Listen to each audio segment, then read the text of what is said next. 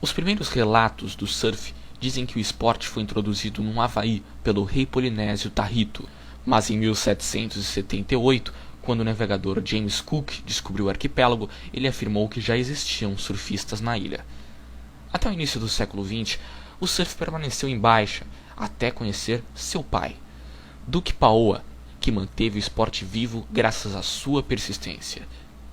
A primeira vez que o mundo ouviu falar do Havaí e do surf foi depois das Olimpíadas de 1912 em Estocolmo, onde Duke ganhou uma medalha de ouro na natação.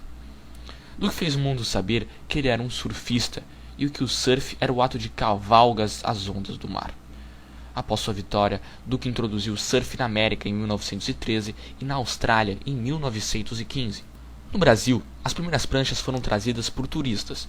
A primeira prancha brasileira foi feita em 1938 pelo paulista Osmar Gonçalves, João Roberto e Júlio Putz, a partir da matéria de uma revista americana que dava medidas e o tipo de madeira a ser usada. Já em 1950, os cariocas Jorge Grande, Bisão e Paulo Preguiça construíram uma prancha que não tinha flutuação, nem envergadura. Em 1962, no Rio de Janeiro, o Sr. Moacir criou uma técnica para dar envergadura aos pranchões. Em São Paulo, Homer Naldinho, com 14 anos, fazia suas madeirites. Atualmente, a Associação dos Surfistas Profissionais, a ASP, é quem regulamenta e traça as diretrizes do esporte. Os maiores surfistas do mundo disputam anualmente o WCT, que consagra o campeão mundial. Vamos continuar a falar mais da história do surf no Brasil. No Brasil, as primeiras pranchas, então chamadas de tábuas havaianas, foram trazidas por turistas, como já havia dito. A história começa em 1938, com a provavelmente primeira prancha brasileira, feita pelos paulistas Osmar Gonçalves, João Roberto e Júlio Putz, a partir da matéria de uma revista americana, que dava medidas e o tipo de madeira a ser usada. Ela pesava em torno de 80 kg e media 3,6 metros.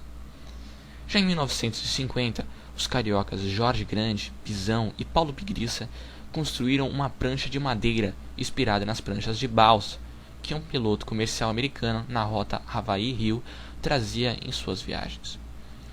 Não tinha flutuação nem envergadura.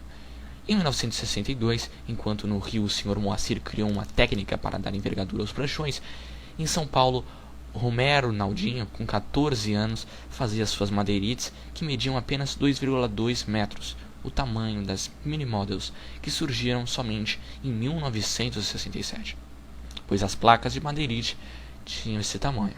Já em 1963, Jorge Bali e Arduino Colasanti começaram a chapear as primeiras pranchas de isopor. Com uma lixa grossa, presa a uma madeira, levavam 2 dias para fazer uma prancha. A referência era uma foto de revista.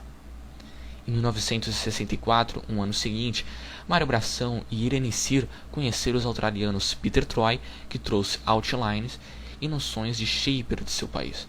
Ainda usava a madeirão como lixa, o relador de coco e a grossa. Mais tarde apareceu o Surfform importado, mas o bloco ainda era de isopor. Enquanto isso, em São Paulo, Homero fazia as primeiras pranchas de madeira oca, inspirado em pranchões gringos. Em 1965, o Céu Parreiras fundou a primeira fábrica de pranchas no Brasil, a São Conrado Surfboard, no Rio de Janeiro. Parreiras adaptou para o shape uma técnica usada no aeromodelismo.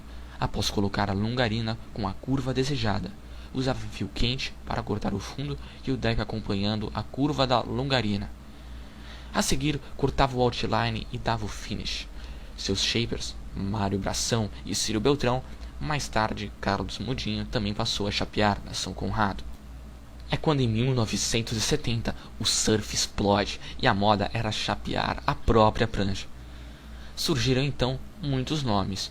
No Rio, Bocão e Betão, Pepe Lopes e Jorge Prittman, Lipe Dylan, Daniel Freeman, Ricardo Bravo, e mais tarde Henrich Ryden, Heitor Fernandes, Ítalo Marcelo, Gustavo Kroing, Vitor Vasconcelos, entre outros, é claro.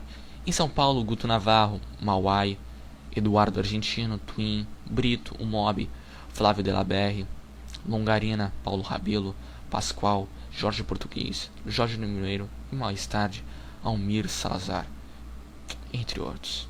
É isso, o surf é esse esporte contagiante e que todo mundo que já provou do surf nunca esquecerá.